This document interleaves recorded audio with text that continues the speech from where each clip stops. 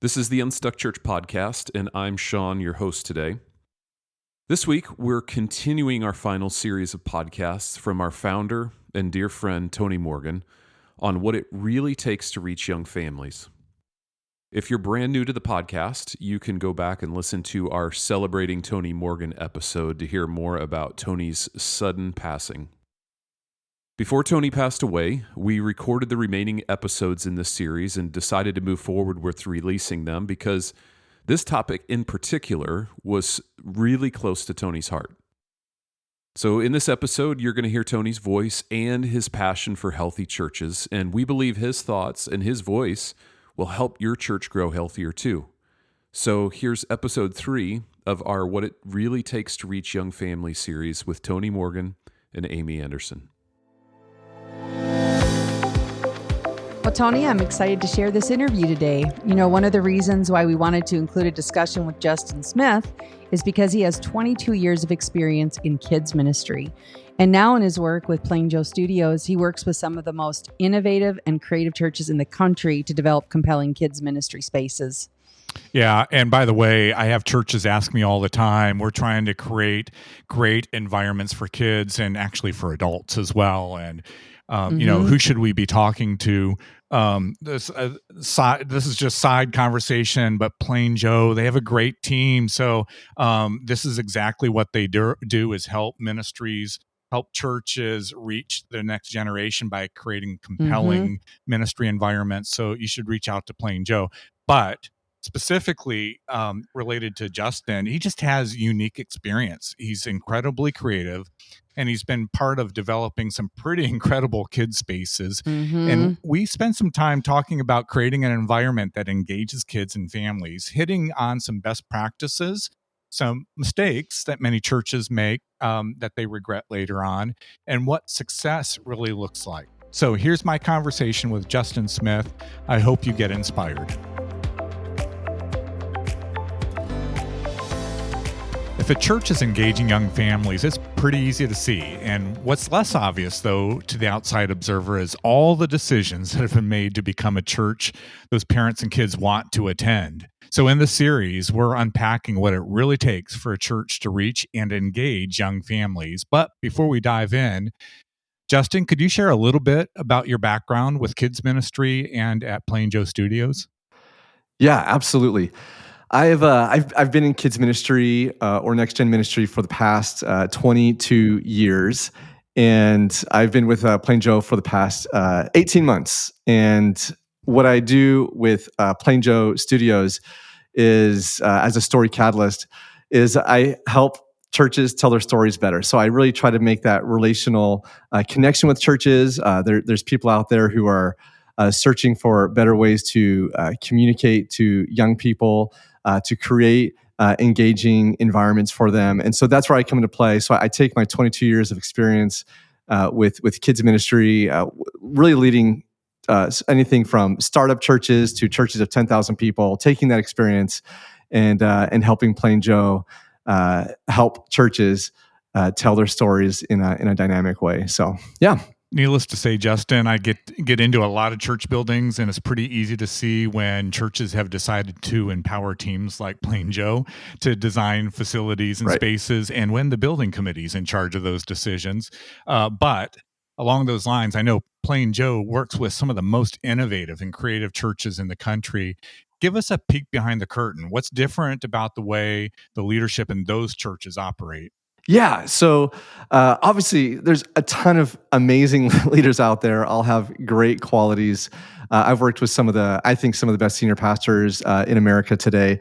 But yeah, working with those churches, pastors that you would know, that the audience listening would know as well, is I think that a few things that stick out would be they have an obvious value for the next generation.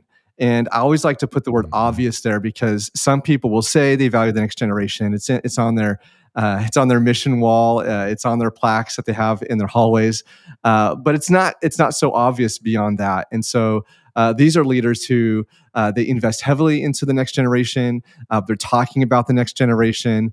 The quality of staff that they have reflects their value for the next generation. So it's very very obvious. And then oftentimes it's even the space. So you walk into some of these churches, and it doesn't have to be a huge mega church, but you walk into a church and it's just obvious that they love young people, and so those leaders tend to really fan those flames a lot.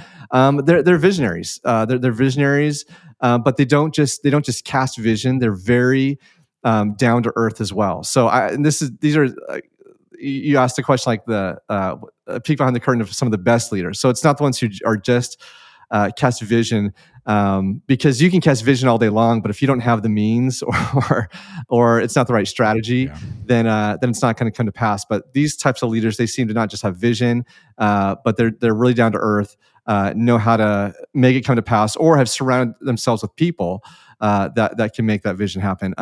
They're unafraid.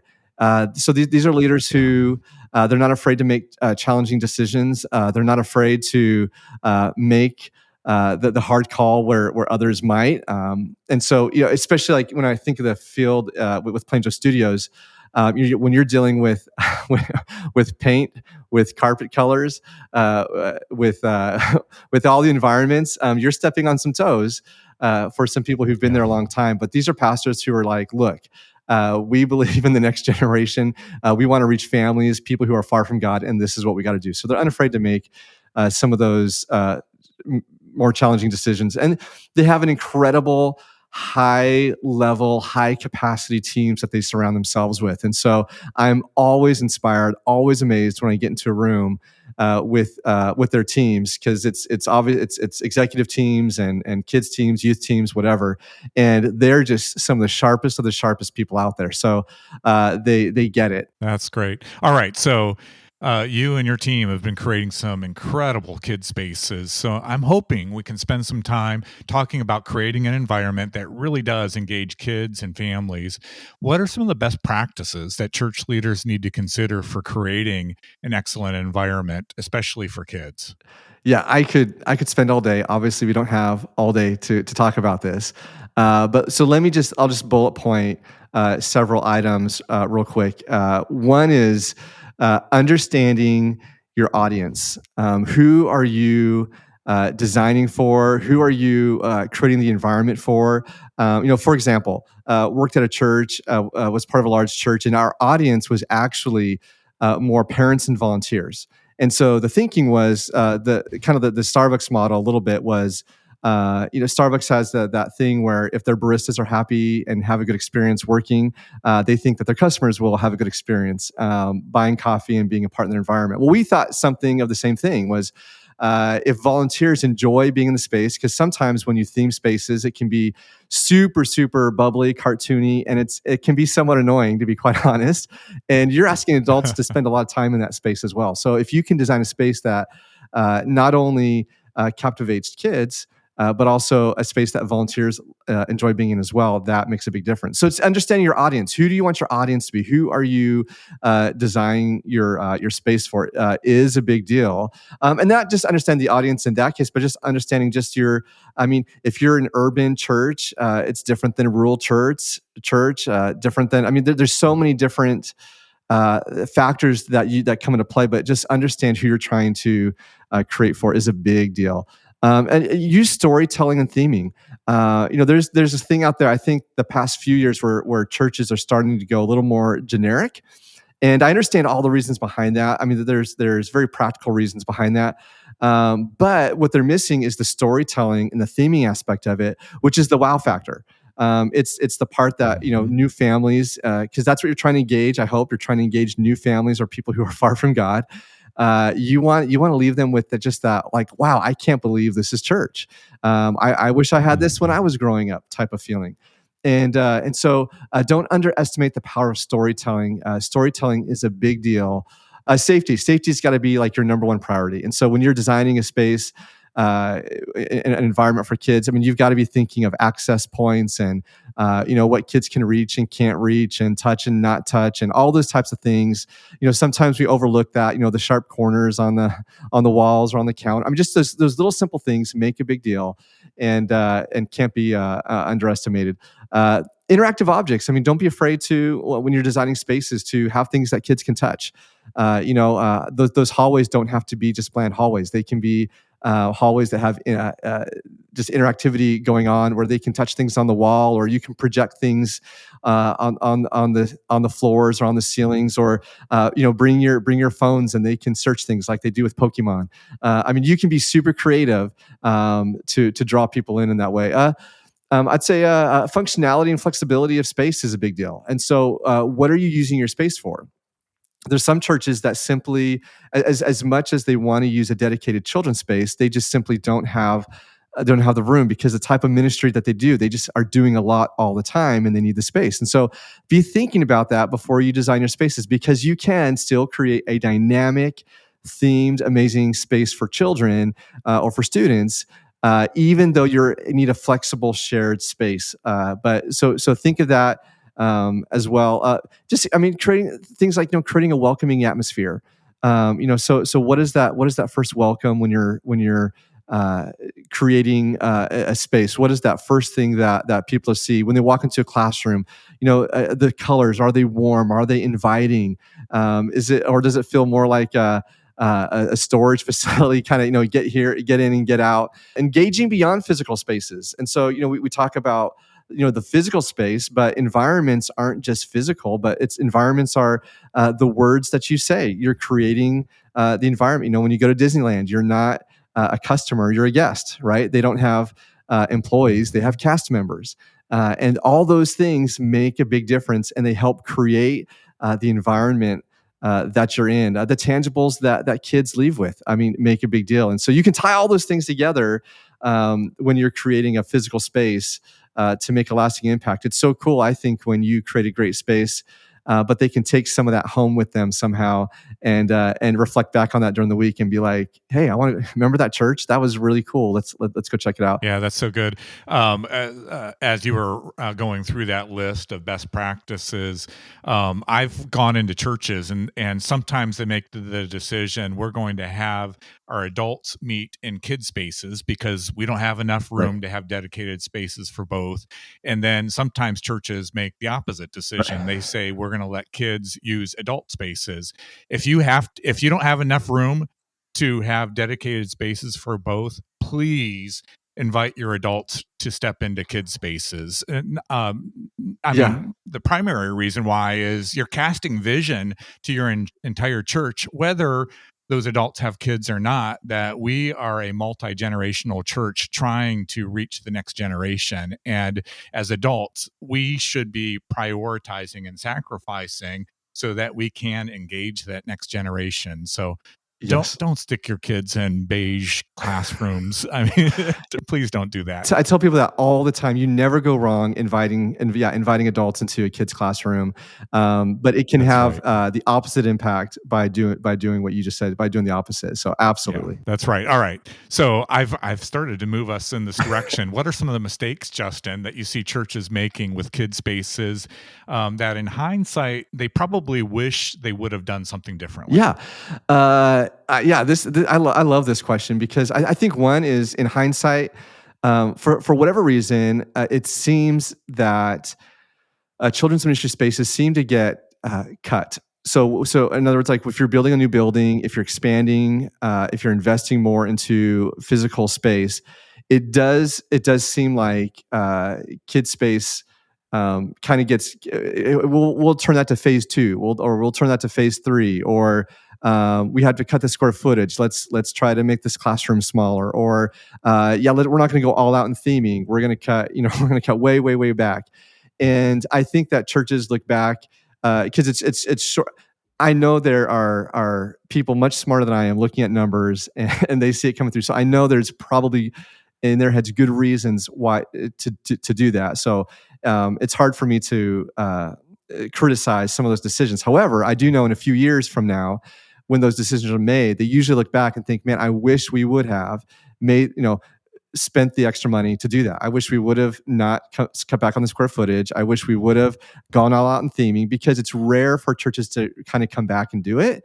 It does happen, but I'm just saying it is rare. There's always the intention, but it just, life happens, church happens, other stuff happens, and you find that you're reallocating those dollars in other areas. And so I find that in my conversations, they are like, man, I wish we would have done that. I'd say one of the biggest things though is they don't spend enough time on their why before they start creating a space, renovating a space, theming a space for kids. They don't spend enough time on their why. So oftentimes you get a pastor, again, great intentions. They're like, we want to create a fun space for kids, right? And it just maybe they just don't have the experience in children's ministry or whatnot. But the heart is there. The heart is like, let's create a fun, engaging environment for kids. And so it's almost like in their heads, they're just thinking, maybe like Chuck E. Cheese, let's just do something, a cool design on the wall and, put a cool game over here, not realizing that when you do that, you're going to find yourself retheming over and over and over again, redoing the space, because you're going to get a new kids leader that comes in, and the new kids leader is going to have a different kind of vision, different kind of heart, different kind of brand or whatnot, and want to take it a different direction. And now you're spending more money on that or frustrating that leader. And the thought is, if you were to spend time on your why, you're going to create a space that's not centered around any specific leader, but the space will be centered around your mission and your vision as a church. And so whomever is leading that department, it doesn't matter that the theme is what it is, because that theme is reflective of your church. And so when that leader comes in, hopefully you're not hiring a leader that, it shouldn't have to change all that, because they're not changing the mission and vision of the church. They're just they're doing the kids' version of that. And so I think that when you can spend more time on your why and really think through that as a team, I think that you'll create a space that will not become outdated quickly. That will be engaging for kids for a long time, because that's one thing people are afraid of. They're afraid that if I theme, it's only going to last X amount of years. Well, if you theme correctly, I think you can get a good decade out of your theming, if not longer. If you don't spend time on your why and do it correctly, then you're right. You're going to go through it a lot faster. But that's one thing I love about Storyland, is that we just our process of storytelling and walking people through that. We go through that why, and then I'd say maybe like going on the cheap. You get what you pay for. So if you're gonna spend very cheaply, it's gonna look like that, and things may not last as long. And I think when I've had conversations with people in the past, those are the few things that really kind of stick out. Hey listeners, this podcast is free to you, but takes considerable resource to produce. And it wouldn't happen without our weekly podcast sponsors. This week's podcast sponsor is Horizon Stewardship. You need a generosity playbook to help you take the guesswork out of growing disciples and funding ministry. Horizon Stewardship can teach you how to elevate your impact and achieve your mission with creativity, clarity, and confidence. Horizon Stewardship is a team of generosity specialists, coaching professionals, and ministry strategists who've helped thousands of churches and faith-based nonprofits raise billions for impact for over 30 years. If you're ready to unlock the power of generosity and elevate your impact, visit nextlevelgenerosity.com today to discover your generosity advantage. All right, so coming out of the pandemic, I think a lot of pastors and church leaders were just curious to see, how is this going to change how we do church? And I know there are a number of areas of ministry that look a little bit different in recent years compared to decades past. How are you seeing successful kids ministries changing over the last few years? What's different about what works now, and what's the same? Yeah, well, I mean, first I would say this. First, I would say you have to really what's successful for one church may not be successful for another church. And so I think you have to kind of define, what is success. So I put this out there. This is just my few bullet points of what a successful children's ministry would look like. Is one, I just put, make a child feel like they belong, create memorable experiences, and go all in on Bible engagement. So just over the 20 plus years that I've been doing it, I feel like if you do those three things well, I think you have a successful children's ministry. And that's not to say if I miss something, it's not important. Those are just the three that kind of rise to the top for me.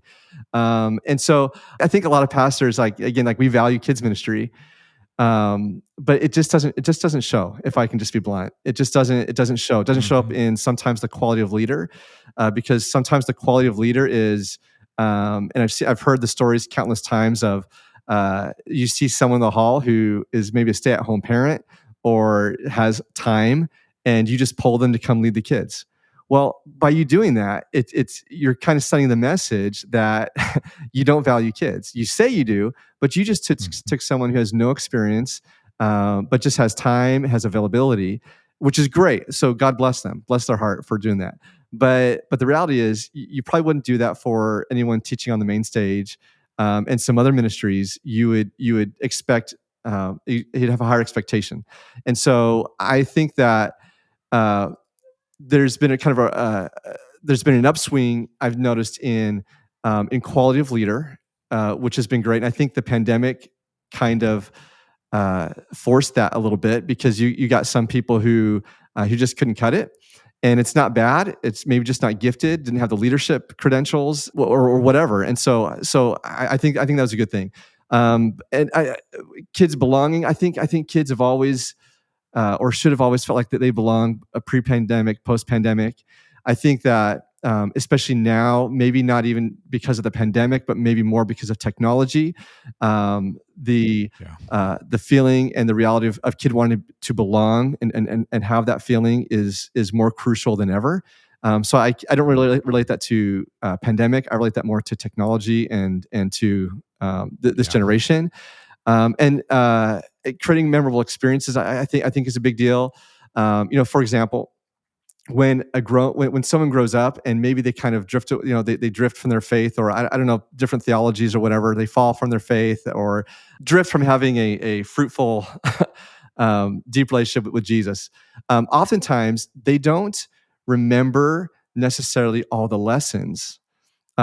But there's a memory there. And so what I think is, like, if you can create memorable experiences when they're at their lowest, I just picture someone in their 20s or 30s or whatever, and they're going through a low time. They may not remember my name, but they're going to remember, man, I remember that space station church I used to go to, because it was memorable, right? I mean, Disneyland, Disney World, when you walk through there, it's memorable. But if you go to ABC theme park, down the road, it's not memorable. You had a good time in the moment, but you don't remember it. And so the memories kind of bring you back. And so I think sometimes when you can create those memories for someone, it's basically a seed you planted, and it could cause them to want to come back. I've heard those stories many times. They don't remember the teacher's name, but they remember the lesson. They remember the environment that they were in. And Bible engagement. I mean, right now, statistics show us that those who have a vibrant faith in Jesus today, the adults, it really is connected back to how engaged they were in the Bible when they were a kid. And so if you can engage kids today in the Bible in a significant way, memorizing scripture is a part of that, but understanding scripture the best you can, up to for a fifth grader, it makes a big deal in their faith growing up. And so, what's changed over the years? I think mainly it's the quality of leader. I think what's happened before is happening again. I had a leader the other day come up to me like, "Man, we're doing this really cool thing. We're doing Bible bucks, and if kids do this and this, we give them Bible bucks, and they can turn it in at the end of the month to get something at a store." I'm like, "That's awesome. I'm so glad." I didn't want to tell them that they've been doing that since the 80s, and it kind of fell out of fashion, but it's coming back again. Because they know that if you're rewarding the right behavior, that will actually make a big difference. But it kind of fell out for a long time, and now it's kind of coming back. And so those little things are funny to me, but I'm glad we're doing them. Yeah, just so you know, Justyn, everything that happened in the 80s was so good, and it's just a good thing when that decade revisits us. Right? It's a good thing. It wasn't that long ago, but years ago, you wrote a book called "If Disney Ran Your Children's Ministry." Yeah. And Justyn, I think a lot of people have kind of a love-hate relationship with Disney, but it's impossible to deny they know a lot about engaging kids and parents and compelling experiences. So would you share a few principles you highlighted in the book that you think senior church leaders need to know right now? Yeah. And to your point, I have a love-hate relationship with Disney, because they definitely do not reflect all the values that I value.